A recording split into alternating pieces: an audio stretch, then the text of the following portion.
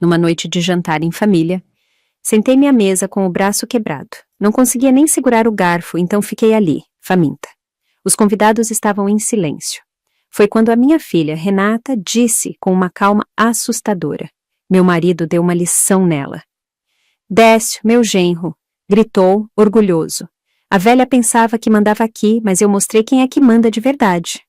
Eu só sorri. 10 minutos depois, a campainha tocou. Quando o Décio abriu, ele descobriu quem era o verdadeiro dono da casa. Amigos, antes de entrarmos nesta história, peço um pequeno favor. Se o que vocês ouvirem tocar o coração de vocês, por favor, se inscrevam no canal e deixem um like. E nos comentários, escrevam de qual cidade ou estado vocês estão nos ouvindo. Fico sempre emocionada em ver como somos muitos. Boa escuta. O perfume do pato assado com laranja, denso e gorduroso, pairava no ar como uma névoa. Para qualquer outra pessoa, este aroma seria a promessa de uma festa, um símbolo de conforto e calor familiar. Mas para mim, sentada na cabeceira da mesa da minha própria sala de jantar, era apenas um lembrete da minha impotência. Olhei para o meu prato, porcelana branca como a neve, fina, com um filete dourado. Parte do meu faqueiro que eu e meu falecido marido compramos em São Paulo há 40 anos. O prato estava vazio, perfeitamente limpo. À minha direita, onde deveria repousar a minha mão, havia uma estrutura pesada e desajeitada de gesso. Estava fria e estranha, como uma pedra amarrada ao meu corpo. O inchaço sob o gesso pressionava.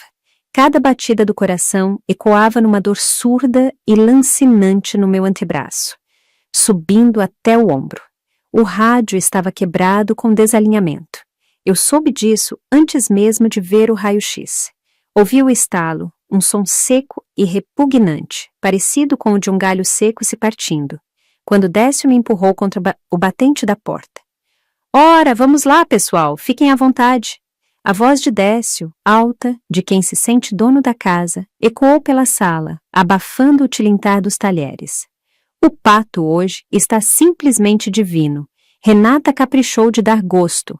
Décio estava sentado no lugar do meu marido, numa poltrona, com encosto alto, estofada em veludo escuro. Ele desabotoou o paletó cor de asfalto molhado. Seu rosto já brilhava com o calor e o álcool que havia bebido. Ele manuseava a faca e o garfo com uma energia bárbara, cortando grandes pedaços de carne e levando-os à boca, mal mastigando. A gordura escorria pelo seu queixo, e ele a limpava displicentemente com as costas da mão. Ao redor da mesa estavam seus convidados, 2 homens e uma mulher, seus subordinados da secretaria. Eles comiam em silêncio, com os olhos fixos nos pratos. Sentiam a tensão no ar, densa como um campo elétrico antes de uma tempestade. Eles me viam, uma mulher de cabelos grisalhos, com a coluna ereta e um membro engessado, diante de quem não havia um único farelo de comida, mas eles tinham medo dele. Décio era o chefe deles, um pequeno coronelzinho de mesa, de cuja assinatura dependiam seus bônus e férias. Tentei mexer os dedos da mão esquerda. Eles obedeciam, mas eu não conseguia pegar o pesado travessa com o pato que estava no centro da mesa. Estava muito longe e meu lado saudável não alcançava. Décio, disse um dos convidados, um rapaz jovem de óculos, hesitantemente, sem se atrever a levantar o olhar. Talvez devêssemos servir Dona Ágata Teixeira? Não se meta, Sérgio. Décio o interrompeu, servindo-se de mais um copo de uísque. A garrafa tilintou contra a borda do copo de cristal. Dona Ágata Teixeira está de dieta hoje. Jejum terapêutico é muito útil para limpar o cérebro, não é, mãe? Ele olhou para mim. Em seus olhos, turvos pelo álcool, não havia nenhuma gota de remorso. Apenas triunfo. O triunfo de um predador que finalmente encurralou a velha leoa e agora saboreava a sua fraqueza. A culpa é da mamãe, Renata manifestou-se. Minha filha estava sentada à esquerda do marido. Ela vestia um vestido bege que não lhe caía bem, deixando seu rosto pálido e cansado. Renata cortava o pepino em fatias minúsculas, evitando o meu olhar. Ela sabe que tem idade, continuou Décio, dirigindo-se aos convidados como se estivesse contando uma piada. A coordenação já não é a mesma. As pernas se enroscam. Ontem, subiu no alto do armário da área de serviço. Imaginem só. Eu digo, onde você vai, velha? E ela não ouve. Bom, aí ela caiu. Sorte que não quebrou o pescoço. Ele riu. Os convidados forçaram sorrisos educados e tensos. Eu olhei para minha filha. Por 30 anos, operei pessoas. Vi o cérebro humano ao vivo. Eu sabia onde a memória se escondia, onde a fala residia e onde morava o medo. Mas não conseguia encontrar em minha memória o momento em que perdi minha filha, quando ela se transformou nessa sombra, nesse eco do seu marido insignificante. Foi um acidente, disse Renata baixinho, finalmente levantando os olhos para mim. Havia medo neles, não por mim, mas por ela mesma. Mas foi uma lição necessária. Mãe, você tem que aprender a ouvir o chefe da família. Você não está mais no trabalho. Aqui você não manda. Meu estômago se contorceu em um espasmo de fome. Eu não comia há quase 24 horas. Desde o momento em que Décio, exigindo a doação do apartamento, me atirou no corredor. A dor nos ossos quebrados latejava no ritmo do tic-tac do antigo relógio de chão, que ficava no canto. Tic-tac, tic-tac. Era o relógio do meu pai. Um troféu de guerra alemão. Sempre funcionou com precisão perfeita. Décio levantou o copo. Pela disciplina, proclamou ele. A casa tem que ter ordem e hierarquia. Quem paga, manda. E quem vive de favor, senta quieto e não aparece.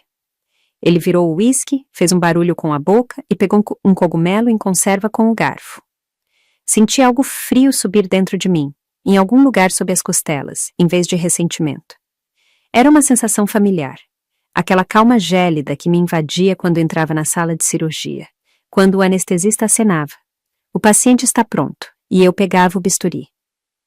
Emoções são ruído desnecessário. A raiva é tremor, e eu precisava de firmeza. Não chorei. Lágrimas são para aqueles que esperam por pena. Eu não esperava nada. Eu sabia. Mudei o olhar para o mostrador do relógio. Os ponteiros se moviam implacavelmente para a frente. 19h59. O silêncio pairou na sala, quebrado apenas pelo mastigar de Décio. Ele se sentia o vencedor. Ele pensava que havia me quebrado junto com o meu osso. Ele pensava que o gesso era o símbolo da minha derrota. Endireitei a coluna o máximo que a dor permitia e respirei fundo. Décio. Minha voz soou baixa, mas clara. Cortou o ar denso da sala de jantar como um instrumento cirúrgico. Décio congelou com o garfo perto da boca. Os convidados pararam de mastigar. Até Renata ficou petrificada. O que é que foi? Ele resmungou sem se virar. Você está sentado na poltrona do meu marido. Eu disse, olhando diretamente para a nuca dele. E pelos meus cálculos, você tem exatamente 1 minuto para desfrutar disso. Décio se virou lentamente. Seu rosto estava vermelho, os lábios retorcidos em um sorriso de escárnio. O quê? Ele perguntou de volta, e em sua voz havia ameaça. Você está me ameaçando, coroa? Ou o quê? Vai me bater com esse seu gesso? Ele caiu na gargalhada, e seu riso, grosso e latido, ricocheteou no teto alto. Ai, que medo, que medo! Ele zombou, dirigindo-se aos convidados. Vejam só, ela está cronometrando. Vai, conta aí. 59 segundos. 58. Eu não respondi. Apenas observei o ponteiro dos segundos, que tremendo se aproximava da linha vertical. Eu sabia o que ele não sabia. Eu sabia que os mecanismos que eu havia ativado funcionavam com a mesma precisão daquele relógio. Décio não sabia que o silêncio naquele apartamento não era submissão. Era uma contagem regressiva. O ponteiro dos segundos completou sua última volta, e exatamente no momento em que tocou a marca superior, a dor na minha mão se acendeu com uma nova força, como se me transportasse no tempo. Exatamente 24 horas atrás. Naquela noite, o ar neste apartamento não cheirava a pato assado. Estava impregnado com um cheiro azedo de medo e álcool amanhecido. Décio se agitava na sala de estar, esbarrando nos cantos. Parecia um rato encurralado, suado, com os olhos inquietos, as mãos trêmulas. Eu preciso do dinheiro, velha bruxa, ele gritava, cuspindo saliva. Você tem ideia das quantias que apostei? Isso não é brincadeira, são pessoas sérias. Eu estava parada no vão da porta do meu quarto, bloqueando o caminho dele. Este é o apartamento do meu marido, eu respondi calmamente na época. E enquanto eu estiver viva, ele não será vendido para cobrir suas dívidas de jogo. Isso foi um erro. Não a recusa, não. O erro foi pensar que ainda havia um ser humano na minha frente. Naquele momento, o lado humano em Décio cedeu de vez ao pavor animal dos credores. Ele correu para mim. Vi as pupilas dilatadas, o branco dos olhos injetado de sangue. O golpe foi repentino e inesperadamente forte para um homem tão flácido. Ele não apenas me empurrou, ele me atirou com todo o seu peso, como um trapo inútil. Eu voei para trás. Minha mão direita se levantou instintivamente para proteger o rosto do impacto contra o batente da porta. O estalo. Aquele som eu reconheceria entre milhares. O estalo seco e repugnante do osso se partindo. No mesmo segundo, o mundo se resumiu a um único ponto no meu antebraço. Uma onda quente de náusea subiu pela minha garganta. Eu escorreguei pela parede até o assoalho, apertando contra o peito o pulso antinaturalmente dobrado. Renata estava no corredor. Ela viu tudo. Viu o movimento, viu o golpe, ouviu o estalo. Mas ela não correu para mim. Ela apenas pressionou as palmas das mãos contra as bochechas e sussurrou. Mamãe, por que você o provoca? É só assinar os papéis. Décio, respirando pesadamente, pairou sobre mim. Está vendo? Ele sibilou. A culpa ela é sua. A velha estúpida tropeçou. Ele correu para o telefone fixo, que estava sobre o aparador, e arrancou o fio da parede. Em seguida, pegou o meu celular no bolso do meu roupão. Nada de ligações, ele rosnou. Fique aí e pense, amanhã o tabelião virá. Se não assinar por bem, eu te interno no hospício. Direi que você está agressiva. Tenho meus contatos em todo lugar, você sabe. Ele bateu a porta do quarto e virou a chave na fechadura. Fiquei sozinha na escuridão, no chão, com a mão em chamas. Mas Décio, com toda a sua astúcia, era apenas um funcionário de baixo escalão. Ele sabia desviar orçamentos para reformas de condomínios, mas não sabia nada sobre as pessoas da minha geração. E, sobretudo, ele se esqueceu de quem eu era antes de me tornar uma velha inútil. Eu sou médica, neurocirurgiã. O pânico é um luxo que um cirurgião não pode se permitir. Superando a dor que escurecia a minha visão, rastejei até o velho guarda-roupa. Com a mão esquerda, tateei na prateleira inferior uma maleta de couro surrada. Minha maleta de emergência. Há anos não havia bisturis nela, mas havia coisas que podiam salvar uma vida de outra forma. Uma ampola de analgésico, uma seringa e um antigo celular de botão que eu carregava uma vez por mês por velho hábito. Apliquei a injeção. Com os dedos trêmulos, inseri a bateria no celular. A tela acendeu com uma luz esverdeada e fraca. Havia sinal. Para quem ligar? 190. Inútil.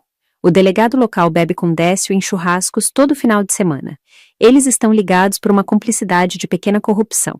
Minha chamada seria interceptada e Décio ficaria ainda mais agressivo. Eu precisava de alguém que estivesse acima dessa sujeira. Alguém para quem as leis deste bairro não tivessem sido escritas. Fechei os olhos. A memória, solícita, trouxe uma combinação de números que eu não discava há exatos 20 anos. Eu nunca anotei este número em cadernos. Tais números são guardados apenas na cabeça. O toque. Segundo. Terceiro. Escuto, respondeu uma voz masculina. Calma, grave, autoritária. Uma voz que não estava acostumada a repetir 2 vezes. É a Ágata, eu disse. Minha voz tremia, mas não de medo, e sim de choque da dor. Eu preciso de ajuda. O silêncio pairou na outra ponta da linha. Durou apenas 1 segundo, mas nele se passaram décadas. Onde você está? Ele perguntou. Nada de como vai, nada de quanto tempo. Apenas a prontidão instantânea para a ação. Reação de soldado. Eu disse o endereço. Espere. O toque estridente da campainha me arrancou das minhas memórias, trazendo-me de volta à abafada sala de jantar. O relógio de parede bateu às 8. O som da campainha não era como o tilintar comum. Era um sinal longo, insistente, exigente, que fazia os vidros da cristaleira vibrarem. Décio estremeceu, mas logo se desfez em um sorriso de satisfação. Ele limpou os lábios gordurosos com um guardanapo e, cambaleando, levantou-se da cadeira. Viram só, ele proclamou triunfante, dirigindo-se aos convidados emudecidos. E vocês estavam preocupados? Precisão, a cortesia dos reis. Não é mesmo, dona Ágata Teixeira? Ele olhou para mim de cima. Seus olhos brilhavam com a antecipação de um lucro fácil. É o tabelião, ele explicou aos convidados, piscando. Eu o chamei especialmente para as 8. Vamos apenas formalizar um pequeno papel, uma formalidade, sabem? Assuntos de família, e depois continuaremos a festa. Renata soltou um suspiro de alívio e pegou uma taça de vinho. Graças a Deus, ela sussurrou. Mamãe, por favor, assine logo. Não faça cenas. Eu não respondi nada. Apenas apertei o braço da poltrona com a mão esquerda. O efeito do analgésico que eu havia injetado em mim ontem havia passado há muito tempo, mas agora a adrenalina abafava qualquer sensação. Décio, cambaleando e cantarolando algo para si mesmo, foi para a entrada. Ouvi seus passos pesados se afastarem pelo corredor. Ouvi o clique da fechadura. Entre, caro amigo. Sua voz ressoou, cheia de falsa cordialidade. Já estávamos esperando por você. Espero que os papéis estejam prontos. Temos aqui uma velhinha que está um pouco teimosa, mas nós... A voz de Décio se cortou no meio da frase. Não silenciou, mas foi abruptamente interrompida, como se alguém tivesse cortado seu oxigênio. A sala de jantar ficou em silêncio. Os convidados se entreolharam. Renata paralisou com a taça na boca. Eu olhei para o vão vazio da porta, que levava ao corredor. Eu sabia o que ia acontecer. Décio pensou que estava abrindo a porta para seu cúmplice, um tabelião de 5ª categoria que legalizaria qualquer roubo por uns poucos milhares de reais. Ele estava tão certo da sua impunidade, do seu pequeno e patético poder sobre uma velha que ele acreditava estar senil. Mas ele errou a porta. Ele não a abriu para um tabelião. Ele a abriu para a sua sentença. Em vez de uma saudação de boas-vindas, um silêncio sepulcral pairou no corredor. Era tão denso que parecia que o ar do apartamento havia sido instantaneamente sugado. E então, ouvi um som que fez meu coração bater um pouco mais rápido. O pisar pesado e rítmico de coturnos militares no assoalho. Não eram os passos arrastados de um tabelião. Era o passo da força. Eu não vi o que aconteceu na porta de entrada, mas ouvi a respiração de Décio falhar, transformando-se em um chiado sibilante. Vitor Augusto. A voz do meu genro, que um minuto atrás ecoava por todo o apartamento, agora soava fina e patética, como a de um estudante pego em flagrante. Senhor governador. Na mesa reinou o estupor. Os convidados congelaram com os garfos nas mãos. A mulher da secretaria deixou cair um pedaço de pato na toalha de mesa, mas nem percebeu. O nome que Décio pronunciou era muito grande para a nossa sala de jantar. Era o nome do homem cujos retratos pendiam nos gabinetes deles. O homem que decidia o destino de toda a região com um simples traço de caneta. Que honra! Balbuciava Décio no corredor. Eu o ouvia recuar. Nós não estávamos preparados. Se eu soubesse que o senhor nos honraria com uma visita, é só um jantar de família, Vitor Augusto. No vão da porta da sala de jantar apareceram 2. Não eram convidados, eram rochas. 2 homens enormes em uniformes táticos pretos, sem insígnias, mas com aquela postura que não se esconde por trás de nenhuma roupa. Eles se colocaram em silêncio nas laterais da entrada, escaneando a sala com olhares frios e indiferentes. Décio entrou na sala de costas, curvando-se para alguém invisível no corredor. Seu rosto estava da cor de leite azedo. Por favor, entre! Ele se agitava, esbarrando nas cadeiras. Renata, levante-se! Convidados! De pé! O próprio governador! E então, ele entrou na sala. Vitor Augusto havia envelhecido naqueles 20 anos. Seus cabelos estavam completamente grisalhos e as rugas ao redor dos olhos ficaram mais profundas, como cicatrizes deixadas pelo tempo e pela responsabilidade. Mas eram os mesmos olhos, de aço, inteligentes, que viam através de uma pessoa. Ele vestia um terno cinza impecável, que lhe caía perfeitamente, acentuando os ombros largos de um ex-militar. Mas o mais estranho não era a sua aparição. o mais estranho estava nas suas mãos. Em suas mãos enormes, acostumadas a segurar armas e a assinar decretos, ele segurava com cuidado um pequeno e modesto buquê de margaridas brancas, as manchas azul claras contra o tecido cinza austero. Décio, tremendo por todo o corpo, tentou bloquear o caminho dele, estendendo uma mão suada para um aperto. Vitor Augusto, permita-me. Eu sou Décio, o subsecretário de Habitação. O governador passou por ele. Ele nem sequer diminuiu o passo. Ele simplesmente não notou Décio, como se ele fosse um cabide ou um espaço vazio. Décio ficou parado com a mão estendida, ofegando como um peixe fora d'água. O olhar de Vitor estava fixo em mim. Ele caminhava direto para o meu lugar na cabeceira da mesa, sem olhar para Renata, paralisada de terror, ou para os convidados petrificados. O único som na sala era a sua respiração e o rangido do assoalho sob o seu peso. Ele se aproximou da mesa e parou. Seu olhar caiu sobre a rica natureza morta. Pato assado, saladas, o decantador de uísque embaçado. E então ele moveu os olhos para o meu prato, para a sua brancura virginal. Lentamente, muito lentamente, o seu olhar deslizou para minha mão direita, para o gesso áspero e apressadamente aplicado, de onde espreitavam os dedos inchados e azulados. Eu vi sua mandíbula apertar tão forte que os músculos do seu rosto se retesaram. O sangue fugiu do seu rosto, deixando assustadoramente pálido. Aquilo não era apenas raiva. Era uma fúria silenciosa e terrível, como um tsunami que ainda não atingiu a costa, mas já se elevou sobre a água. A sala ficou tão silenciosa que eu podia ouvir o tic-tac do relógio do meu pai. Tic-tac, tic-tac. Vitor Augusto, o governador do estado, o homem temido por oligarcas e bandidos, fez algo que ninguém presente poderia esperar. Ele se ajoelhou no assoalho, ao lado da minha cadeira.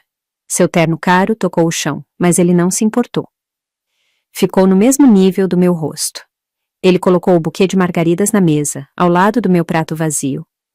E gentilmente, como se tivesse medo de me machucar com o seu toque, cobriu a minha mão saudável com a sua palma larga e quente.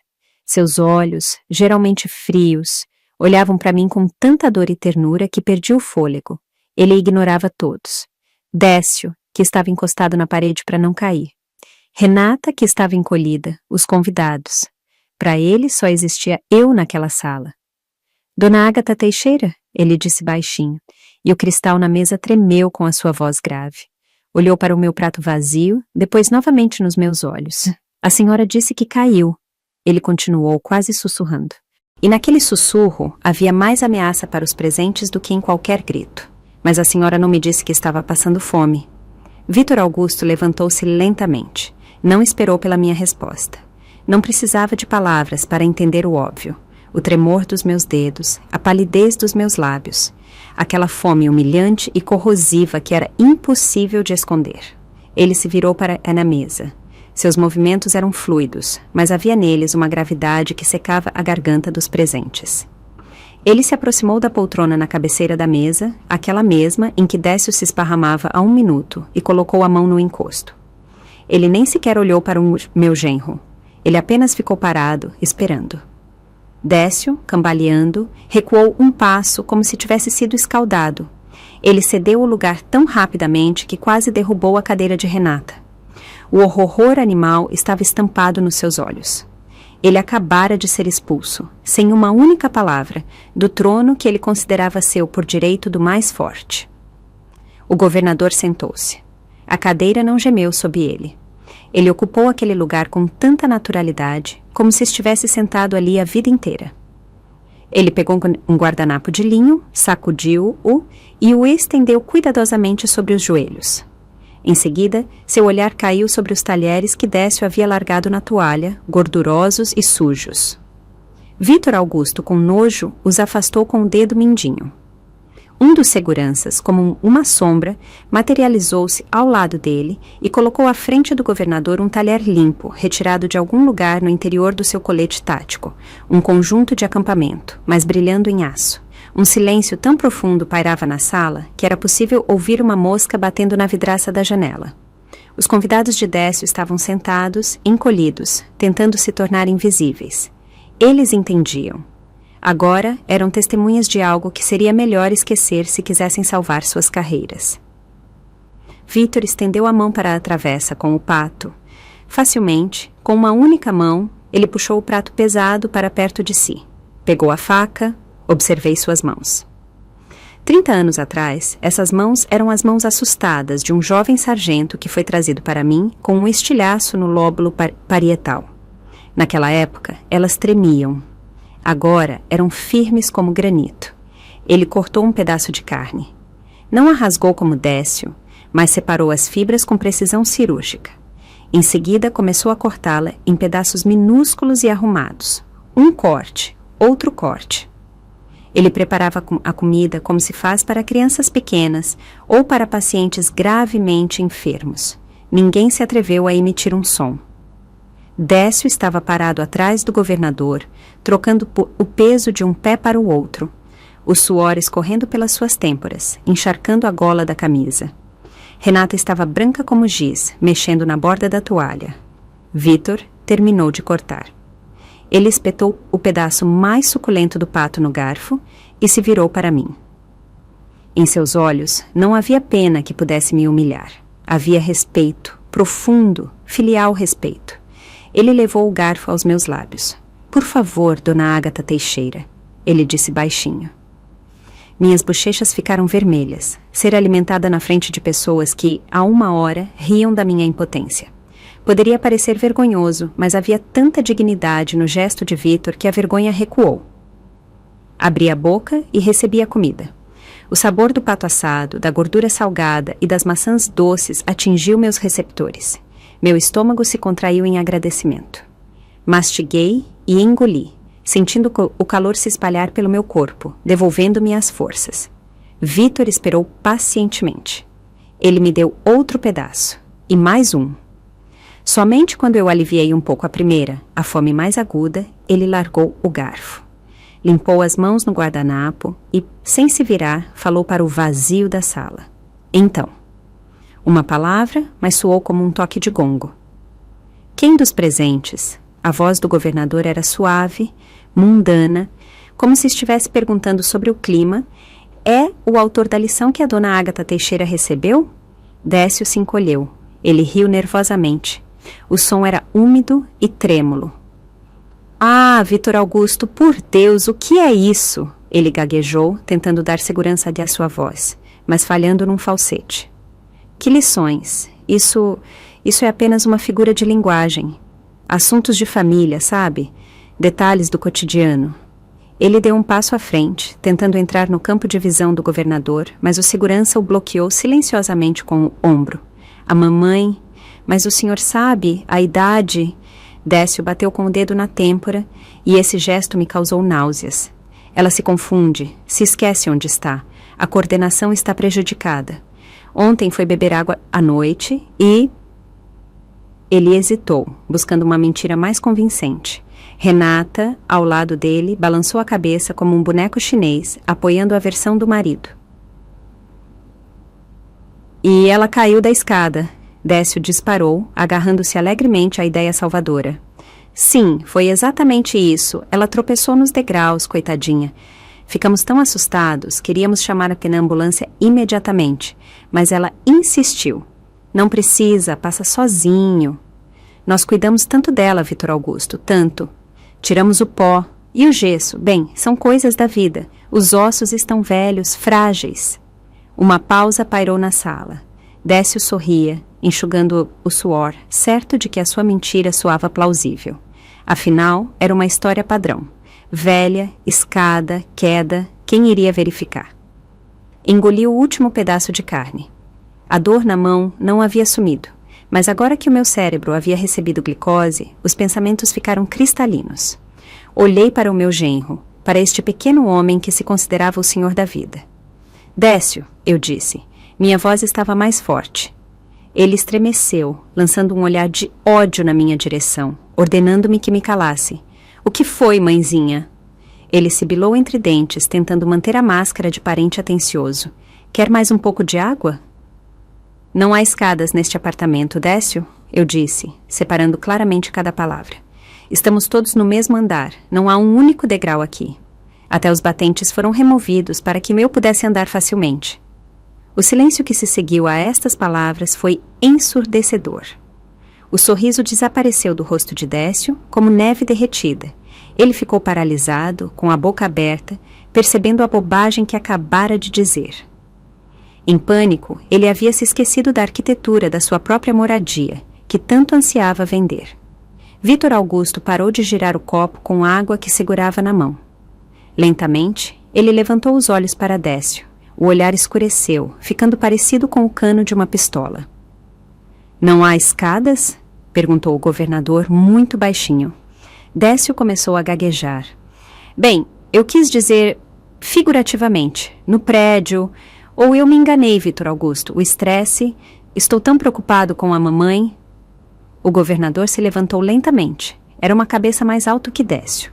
Ele se aproximou dele, invadindo o espaço pessoal, forçando o genro a se encostar na cristaleira. Mentir para um funcionário público em exercício é uma infração administrativa, Décio. Vítor falou, olhando diretamente nos seus olhos. Mentir para a investigação é um crime. Ele fez uma pausa, deixando as palavras se infiltrarem na consciência de Décio. Mas mentir para a mulher que, há 30 anos, me tirou da beira da morte... A voz do governador caiu para um sussurro que fez o suor brotar na testa dos convidados. Isso é um pecado, Décio. E eu sou um homem de fé. Ele se virou bruscamente do genro trêmulo e olhou novamente para mim. Renata, eu ordenei, não dando tempo para Décio se recuperar. Dê-me a minha bolsa. Minha filha estremeceu ao ouvir seu nome. Para quê, mamãe? Ela guinchou. Dê-me a bolsa, agora. Renata, tropeçando, correu para o corredor e trouxe minha velha bolsa surrada. Eu acenei para o governador. Abra o bolso interno, Vitinho. Pedi, pela primeira vez na noite, chamando-o pelo nome que o chamava na ala do hospital. Lá está o que vai lhe explicar a natureza desta escada. Vítor parou. Sua mão pairou sobre o zíper da minha bolsa, mas ele não a abriu.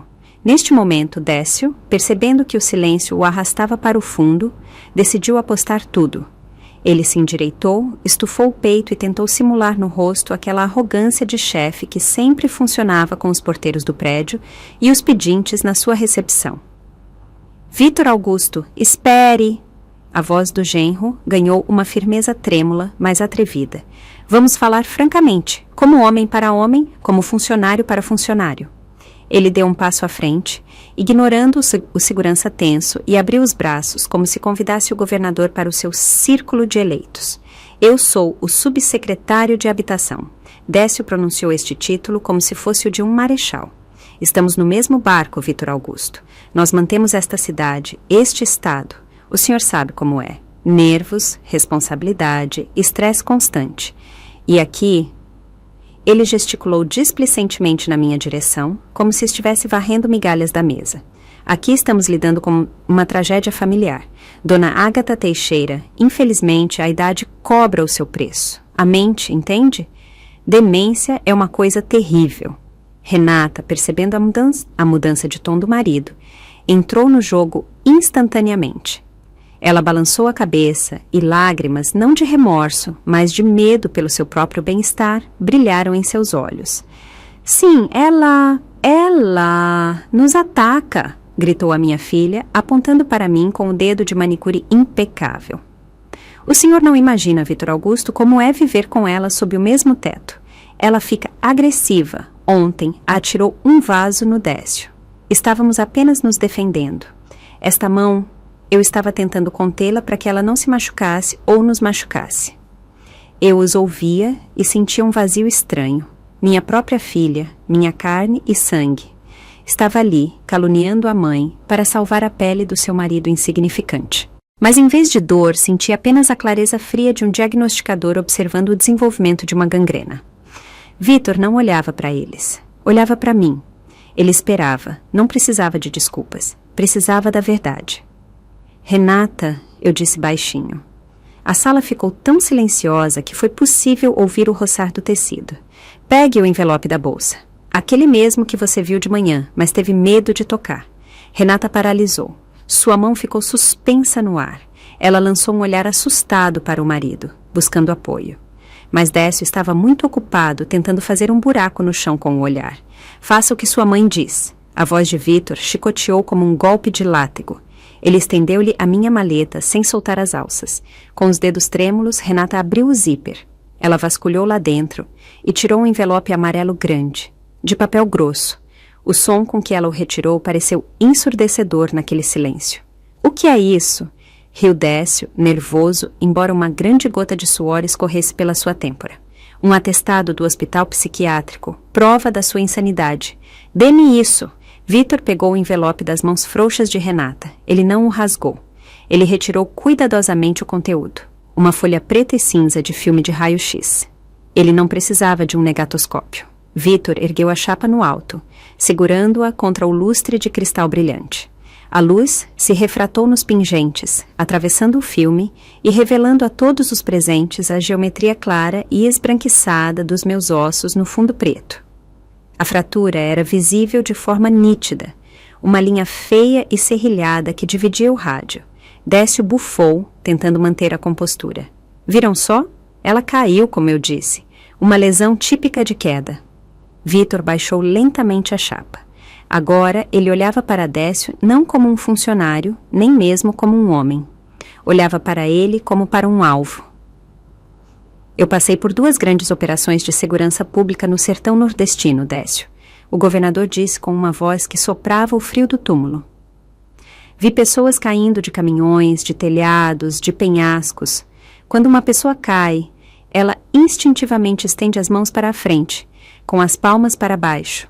O osso quebra no pulso por compressão. É a fratura de Colles. Ele tocou o filme com o dedo, bem no local da fratura, no terço médio do antebraço. E esta? Vítor deu um passo em direção a Décio, que se encolheu contra a cristaleira, fazendo os pratos tilintarem. É uma fratura diafisária do rádio. Ela só acontece em um cenário. Quando a pessoa cobre a cabeça com o braço para se defender de um golpe vindo de cima, de um golpe com um cano, um bastão ou um punho muito pesado. Décio abriu a boca, mas não conseguiu emitir som. Sua mentira se desfez em pó, confrontada com a anatomia cruel da violência. É uma fratura de defesa, Vítor sentenciou, jogando a chapa na mesa, bem na saladeira de maionese. Ela não caiu, ela se defendeu. Ele virou a cabeça bruscamente para a esquerda, onde o chefe de sua segurança, um homem alto com rosto de pedra, estava parado. Major, o governador ordenou com um tom que não admitia objeções. Ligue para o procurador-geral. Quero uma auditoria completa nas atividades do subsecretário de Habitação. Cada contrato, cada assinatura, cada real do orçamento dos últimos 5 anos. E comecem pelas contas pessoais dele. Entendido, respondeu o major, brevemente, pegando o radiocomunicador. Quando começar? Perguntou o segurança. Vítor olhou para Décio, que escorregava pela parede, agarrando-se ao peito. 5 minutos atrás. As palavras 5 minutos atrás ficaram suspensas no ar, como o cheiro de ozônio após um raio. Para Décio, significavam o fim. Eu vi essa compreensão penetrar a névoa alcoólica em seu cérebro. Auditoria, verificação de contas. Não era apenas demissão. Era o colapso de toda aquela construção de cartas de suborno, propinas e pequenos desvios que ele havia construído por anos. Em vez de se render, ele explodiu. Foi a reação de uma besta encurralada, que teve seu caminho de fuga cortado. Seu rosto ficou vermelho vivo, as veias do seu pescoço incharam, transformando-se em cordões feios. O senhor não tem o direito, ele gritou, e a saliva voou sobre o tampo polido da mesa. O senhor não pode fazer isso comigo. Quem é o senhor? Pensa que só por ser governador pode tudo? Ele socou a mesa, fazendo os pratos saltarem.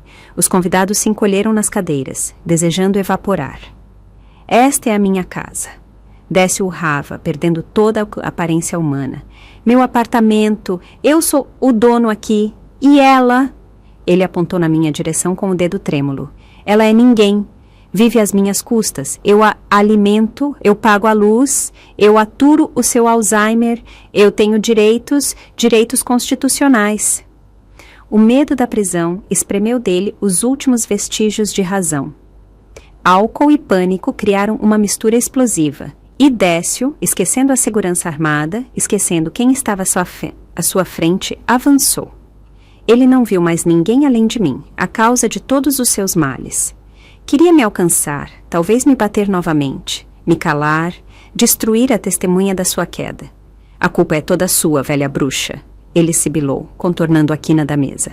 Renata, cobrindo o rosto com as mãos, soltou um guincho agudo, parecido com o som de freios no asfalto molhado. Os seguranças se moveram. Vi a mão do major deslizar para o coldre sob o paletó. Um movimento ensaiado, fluido, mortal. Mas eles não tiveram tempo de dar um passo. Não foi necessário. Vítor Augusto simplesmente se levantou. Ele não fez movimentos bruscos, não elevou a voz. Ele apenas se ergueu em toda a sua considerável altura, endireitando os ombros largos, envoltos na lã cinza do paletó. Ele se postou entre mim e o enlouquecido Décio, transformando-se em uma parede intransponível. Uma onda de força pesada e opressiva emanava dele, que o ar ao redor parecia ter se tornado mais denso. Décio colidiu com essa parede e cambaleou para trás, como se tivesse batido em concreto. Ele parou a meio passo do governador, respirando pesadamente, com os punhos cerrados, mas sem ousar levantar a mão. Os olhos de Vítor olhavam para ele de cima com a calma glacial de um carrasco que já levantou o machado e está apenas esperando a ordem. Sente-se, Vítor disse baixinho. Não era um pedido, era uma ordem dada a um cão. Décio tremeu. Todo o seu ímpeto se esgotou, quebrando-se contra a tranquilidade de granito do meu convidado. Ele recuou, tropeçou na perna de uma cadeira e desabou pesadamente no chão, bem no assoalho, agarrando-se à borda da toalha. Um silêncio ensurdecedor reinou na sala. O único som era a respiração sibilante do meu genro e os soluços de Renata. Eu respirei fundo, lentamente. O coração batia regularmente. Agora que a ameaça de violência física havia passado, era hora da violência de outro tipo, da verdade. Sua casa? Perguntei. Minha voz era baixa, mas naquele silêncio soou mais alto que um grito. Décio levantou os olhos turvos para mim. Sim, ele cuspiu, ainda se agarrando às suas ilusões. Minha, perante a lei. Renata é a única herdeira. Assim que você se for, isso será tudo nosso. Eu já negociei com os corretores. Eu preciso desse dinheiro. Vitinho, eu não olhei para o meu genro. Olhei para o governador. Dê-me, por favor, a pasta vermelha, aquela que eu pedi para você trazer do arquivo. Vítor assentiu.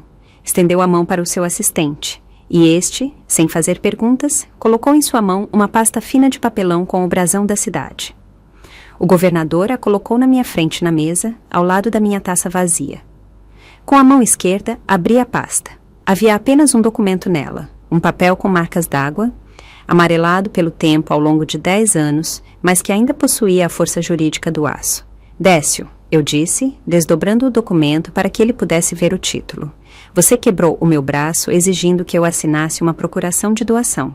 Você me ameaçou, me humilhou, me fez passar fome por causa deste apartamento. Você gritou que o venderia para cobrir suas dívidas. Fiz uma pausa, dando-lhe a chance de absorver cada palavra. Mas você cometeu um erro, típico de um amador. Você nunca checou o registro de imóveis. Estava tão certo de que eu era apenas uma velha estúpida agarrada às paredes que nem se deu ao trabalho de pedir uma certidão. Décio esticou o pescoço, tentando ler o texto no papel. Seus olhos se estreitaram, tentando focar nas letras. O que é isso? Ele sussurrou. É um contrato de doação, eu disse com um leve sorriso. Datado do ano de 2014, 10 anos atrás, Décio. Eu coloquei a palma da minha mão saudável sobre o documento. Eu doei este apartamento ao Conselho Curador do Hospital Público Estadual em memória do meu marido e da minha carreira. Há apenas um ponto de ônus no contrato, o direito de moradia vitalícia da cidadã Ágata Teixeira. Renata parou de chorar. Ela levantou a cabeça e sua boca se abriu em um espanto mudo. Mamãe, ela sussurrou. Você deu o apartamento para o hospital? Sim, eu respondi, sem tirar os olhos do rosto pálido de Décio. Este apartamento não me pertence. E não pertence a Renata. E muito menos, Décio, ele nunca pertenceu a você. Eu vi o significado das minhas palavras alcançá-lo. Como sua última esperança de salvação dos credores desmoronava. Ele não apenas cometeu um crime sem sentido. Você me agrediu por um pedaço de papel que não vale nada, eu concluí, fechando a pasta. Vocês lutaram por um fantasma. Aqui não há nada de vocês a não ser as suas dívidas. Décio soltou um som parecido com o choramingo de um cão espancado. Ele cobriu o rosto com as mãos e balançou de um lado para o outro. Sentado no chão da sala de jantar do Estado. Ele entendeu que não perdeu esta noite. Perdeu 10 anos atrás, quando decidiu que eu era apenas um recurso que poderia ser explorado. O gemido que saiu da garganta de Décio não era parecido com uma voz humana. Era o som de uma corda arrebentando. O som da estrutura de uma ponte desabando. Ele olhava para a pasta vermelha como se fosse radioativa. Seu mundo construído sobre a ganância e a certeza de que os fracos podiam ser roubados impunemente, implodiu num único ponto negro. De repente, ele se mexeu, mas não para atacar. Toda a sua arrogância, toda uma sua importância inflada, evaporaram, deixando apenas um medo animal e pegajoso. Décio escorregou do seu lugar no assoalho definitivamente, transformando-se em um monte disforme de tecido caro e corpo suado. Ele engatinhou em minha direção de 4, como um cão espancado que sabe que o dono pegou a espingarda. Agarrou-se às pernas da minha cadeira. Seus dedos escorregavam na madeira, deixando rastros úmidos. Ele tentou alcançar a barra do meu vestido para beijá-la, mas eu recolhi as pernas com nojo. Dona Ágata Teixeira, mamãe! Ele choramingou, e lágrimas misturadas com ranho escorreram pelo seu rosto vermelho. Perdão! Pelo amor de Deus, perdoa! Eu não sabia! Eu juro que não sabia! É tudo um estresse! É o trabalho! Você sabe como é o meu trabalho! Ele levantou os olhos, cheios de horror. Eles vão me matar, mamãe! Ele sussurrou com a voz embargada. Aquelas pessoas para quem eu devo. Se eu não pagar a dívida amanhã, eles vão me cortar em pedaços. Eu não tenho esse dinheiro. Eu pensei, eu esperava. Mãezinha, me salva. Peça-lhe a Vitor Augusto, que ele me dê um prazo, que ele me ajude. Eu vou trabalhar para você. Eu vou lavar os seus pés. Era repugnante. O homem que há 1 hora me chamava de velha bruxa e ria da minha dor, agora se arrastava aos meus pés, pronto para lamber meus sapatos. Olhei para o topo de sua cabeça, os cabelos ralos, grudados de suor, e não senti nada além de náusea. A raiva se foi. Restou apenas repulsa, como se eu tivesse pisado na lama. Não fui eu, ele guinchou de repente, tentando encontrar uma justificativa. Foi tudo culpa dela. Foi a Renata. Ele apontou para trás na direção da sua esposa sem se virar. Ela que me pressionou. Ela dizia, a mãe está velha, não precisa do apartamento, vamos vender, vamos investir. Ela queria o dinheiro para um carro novo. Eu só queria paz na família. Mamãe, acredite. Algo tilintou na sala. Renata havia deixado cair o garfo. Olhei para a minha filha. Ela estava branca como um lençol, com as mãos apertadas contra o peito. Ao ouvir as palavras do marido, ao ver como aquele navio afundando tentava arrastá-la consigo, ela se transformou. O medo nos seus olhos foi substituído pela fúria de um rato encurralado. Ela saltou da cadeira, derrubando-a com um estrondo. — O que você está dizendo, seu animal? Ela gritou, e sua voz se desfez em um guincho. — Como você se atreve? Foi você quem me forçou! Renata correu para mim, empurrando o ar com as mãos como uma nadadora. Ela caiu de joelhos ao lado de Décio, empurrando-o com o ombro, tentando ocupar um lugar mais perto de mim, mais perto da fonte de salvação. Mamãe, não escute ele. Ela tagarelou, agarrando a minha mão saudável. Suas palmas estavam frias e pegajosas. Ele é um monstro, um tirano. Eu tinha medo dele. Ele batia não só em você, ele me ameaçava. Eu quis chamar a ambulância, mãezinha, eu juro. Eu estendi a mão para o telefone, mas ele arrancou o fio. Eu chorei a noite toda. Eu queria te ajudar, mas ele disse que mataria nós duas. Ela chorava, borrando o rímel nas bochechas, transformando-se em uma máscara grotesca de luto. Eu sou sua filha, mamãe, seu sangue. Eu te amo. Me salva dele. Diga a Vitor Augusto que eu sou uma vítima. Eu olhei para os dois. 2 criaturas rastejando aos meus pés. Um estranho que só queria dinheiro. A outra, aquela que eu carreguei no ventre, que eu amamentei, cujos joelhos esfolados eu beijava quando era pequena. Como isso aconteceu? Em que momento minha menina, minha Renata, se transformou nisso? Com cuidado, mas com firmeza, libertei minha mão dos seus dedos pegajosos. A dor no osso quebrado latejava, lembrando-me da realidade, impedindo-me de cair no sentimentalismo. Renata, eu disse baixinho. Ela paralisou, olhando para minha boca com esperança. Esperando perdão. Esperando que o coração de mãe vacilasse. Você está mentindo, eu disse. Um lampejo de incompreensão passou pelos seus olhos. Mamãe, eu... Você não queria chamar um médico? Eu a interrompi, e minha voz soou mais dura do que um bisturi cortando a carne. Eu me lembro de cada minuto daquela noite. Eu estava deitada no corredor, no chão. Eu gemia de dor. Décio estava na cozinha. Ele estava bebendo água. E você? Inclinei-me para ela, olhando diretamente em suas pupilas dilatadas. Você estava parada sobre mim. Você não estava chorando. Você se inclinou e sibilou na minha cara. Cala a boca, velha estúpida. Cala a boca. Os vizinhos vão ouvir. Você está nos envergonhando. Renata recuou, como se eu tivesse lhe dado um tapa. Sua boca se abriu, mas as palavras ficaram presas na garganta. A cor da vergonha não lhe subiu ao rosto. Ela ficou ainda mais pálida. Ela entendeu que eu me lembrava, que eu estava consciente, que a testemunha de sua traição não era Deus, mas eu mesma. Você não estava com medo por mim. Eu continuei, implacável. Você estava com medo do escândalo. Você estava com medo de que os vizinhos chamassem a polícia. E isso prejudicaria a carreira de Décio e, portanto, o seu bem-estar. Você escolheu o conforto, Renata, não a sua mãe. Ela abaixou a cabeça, não tinha o que dizer. Neste momento, um som curto e áspero de vibração percorreu a superfície polida da mesa. Bzz, bzz. Todos estremeceram, exceto Vitor Augusto.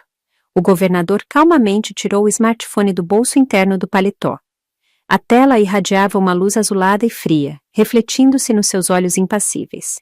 Ele deslizou o dedo na tela, lendo a mensagem. O canto dos seus lábios tremeu imperceptivelmente. Mas não era um sorriso de alegria. Era o sorriso de um cirurgião que confirmou um diagnóstico fatal.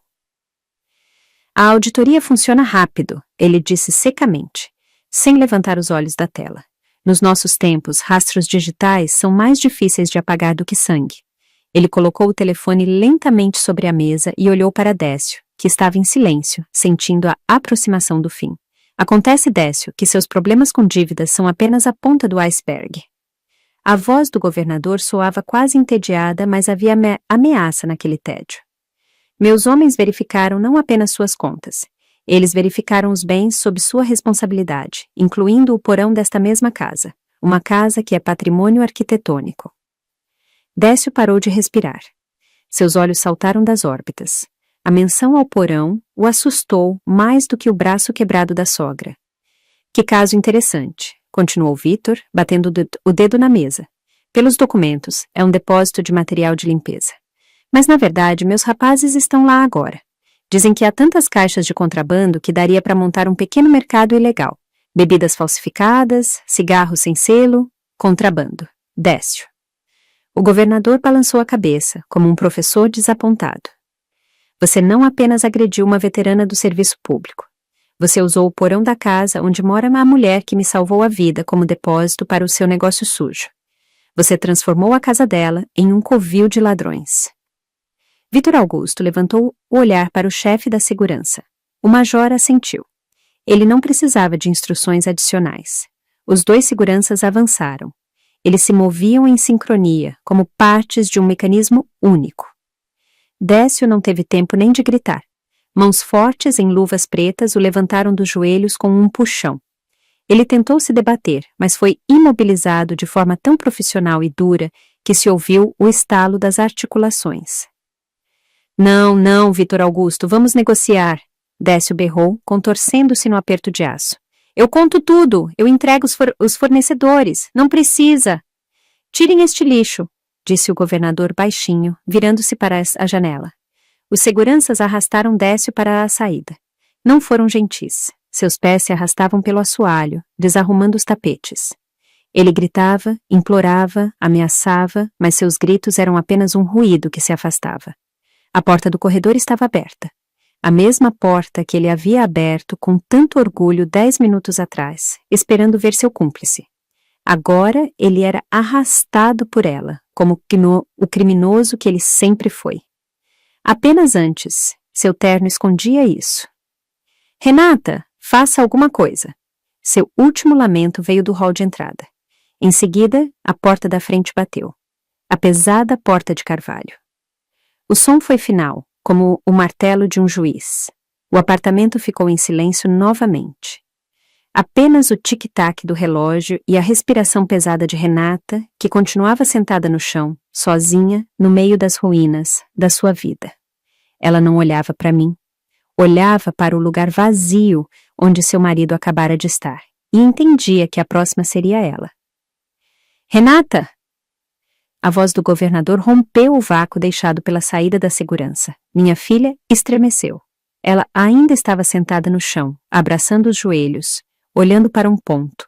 O ponto onde sua vida confortável, construída sobre mentiras e minha paciência, desabou. Você não pode ficar aqui hoje, disse Vítor. Não havia raiva no seu tom, apenas uma constatação fria do fato, como a de um médico que prescreve uma quarentena. Foi aberto um processo criminal contra o seu marido.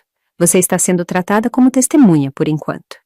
Mas, dado o seu consentimento silencioso para a organização de um depósito de contrabando no porão, os investigadores vão querer fazer muitas perguntas. Renata levantou os olhos lentamente para mim. Não havia mais arrogância, nem falsa preocupação neles. Havia vazio. Para onde eu vou? Ela perguntou baixinho, como uma criança. Arrume suas coisas, respondeu Vítor, sem olhar para ela. Pegue o essencial. Meu motorista a levará a um hotel, enquanto a investigação durar. Está proibida de se aproximar da dona Ágata Teixeira. Renata não discutiu, não implorou. Ela se levantou do chão, desdobrando as pernas dormentes com dificuldade e, cambaleando, foi para o seu quarto. 10 minutos depois, ela saiu com uma pequena bolsa esportiva. Parou na porta da sala de jantar, olhando para mim. Vi seus lábios tremerem.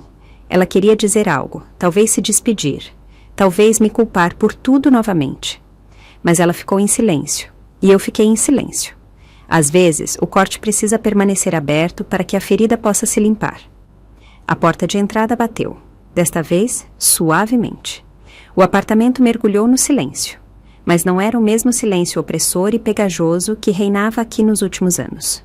Era um silêncio limpo, fresco, como o que se encontra numa sala de cirurgia após uma operação bem-sucedida e pesada de muitas horas, quando as luzes se apagam e o paciente é levado para a sala de recuperação. A vida foi salva. O pior passou. Os assistentes de Vítor trabalharam rápida e silenciosamente. Enquanto conversávamos, eles removeram da mesa os pratos sujos, os restos do pato dilacerado, as manchas de vinho derramado. As janelas foram abertas de par em par, deixando entrar o ar fresco da noite, ventilando o cheiro de álcool amanhecido e do eau de cologne barato de Décio. Ficamos nós dois, eu e o rapaz que eu havia salvado. Agora um homem grisalho, carregando um estado inteiro nos seus ombros. Sentamo-nos à mesa limpa. À nossa frente havia apenas 2 xícaras de porcelana fina, de onde subia vapor, e um pires com limão em fatias finas. O chá era forte, autêntico, cor de âmbar. Minha mão direita engessada repousava no meu colo. O analgésico estava começando a perder o efeito, e a dor surda e lancinante retornou, lembrando-me do preço que tive que pagar por esta noite. Mas essa dor era diferente. Era a dor da cicatrização e não a dor da destruição. Eu me sentia incrivelmente leve, como se tivessem tirado das minhas costas o avental de chumbo que usei por anos. Vítor tomou um gole de chá e olhou para mim por cima da xícara. Dona Ágata Teixeira, ele perguntou gentilmente. A senhora precisa de algo? Posso enviar uma cuidadora, posso providenciar uma transferência para a melhor ala do hospital estadual. Dinheiro, remédios, segurança, é só dizer uma palavra. Eu olhei para ele. Nos seus olhos, vi a disposição sincera de virar o mundo por mim. Mas eu não precisava do mundo. Eu precisava recuperar a mim mesma. Mudei o olhar para o centro da mesa. Lá, num pequeno prato, restava o único item intocado daquele banquete bárbaro. Um pedaço de bolo de brigadeiro com camadas. Estava ali como um pequeno monumento. Ao lado, havia um garfo de sobremesa de prata. Apenas uma coisa, Vitinho, eu disse, sorrindo de verdade pela primeira vez na noite. O governador se tensionou, pronto para atender a qualquer pedido. O garfo, eu disse. Ele piscou, obviamente confuso. O garfo? Ele perguntou, olhando em volta da mesa. Devo lhe dar os talheres. Eu chamo alguém agora. Não, eu balancei a cabeça. Apenas o deslize para mim. Vitor, ainda sem entender, moveu cuidadosamente o pires com o bolo e o garfo para mais perto da minha borda da mesa. Olhei para a minha mão direita, acorrentada no gesso, inútil, imóvel, a mesma pela qual Décio riu de mim, chamando-me de colega incapaz até de comer. Lenta e concentradamente, levantei a mão esquerda, minha mão não dominante. Os dedos tremiam um pouco, devido à idade e ao estresse que passei, mas eu os forcei a obedecer. Peguei o garfo de prata. Ele se encaixou na palma da mão de forma incomum, desconfortável, mas firme. Décio disse que eu não conseguia segurá-lo. Eu disse baixinho, olhando para o brilho da prata, que eu estava indefesa, que sem ele eu morreria de fome diante de um prato cheio. Olhei para Vitor. Eu precisava provar o contrário para ele. Mesmo que ele não estivesse vendo, eu precisava provar para mim mesma. Eu abaixei o garfo no bolo com a mão esquerda. Desajeitadamente, mas com determinação, separei um pedaço e o levei à boca. O creme era doce, as camadas derretiam na língua. Foi o bolo mais delicioso da minha vida, porque eu o estava comendo sozinha, na minha casa, na minha mesa, sem medo. Eu não estou indefesa, Vitinho, eu disse, engolindo o pedaço e sentindo as forças voltarem para mim. Eu sou uma cirurgiã. Eu estava apenas esperando que a necessidade de uma operação amadurecesse. Eu larguei o garfo e olhei para a janela escura, onde brilhavam as luzes da grande cidade. Às vezes, para que o organismo sobreviva, é preciso amputar a parte afetada, mesmo que doa, mesmo que seja parte da família. Eu só estava esperando o assistente certo para cortar essa podridão. Vitor Augusto cobriu minha mão saudável com a sua palma em silêncio. Bebemos chá e o relógio do meu marido marcava o tempo da minha nova vida livre. Tic-tac, tic-tac. Meus queridos ouvintes, assim termina a história de Dona Ágata Teixeira. Uma história sobre o quanto uma mulher forte pode aguentar e sobre como a vingança pode ser terrível quando o copo da paciência transborda. Eu sei que muitos de vocês têm sentimentos mistos agora. Alguns dirão, bem feito para eles. Receberam o que mereciam. E outros talvez pensem, não foi muito cruel? Afinal, Renata é a filha dela, seu próprio sangue. É certo expulsar seu próprio filho para lugar nenhum, entregar o genro à justiça? Essa é a eterna pergunta. Onde termina o dever familiar e começa o direito à própria dignidade? Um pai ou uma mãe tem o direito de cortar laços com os filhos, se eles se transformarem em parasitas que ameaçam a vida? Eu, Ágata, fiz a minha escolha. Eu escolhi a vida.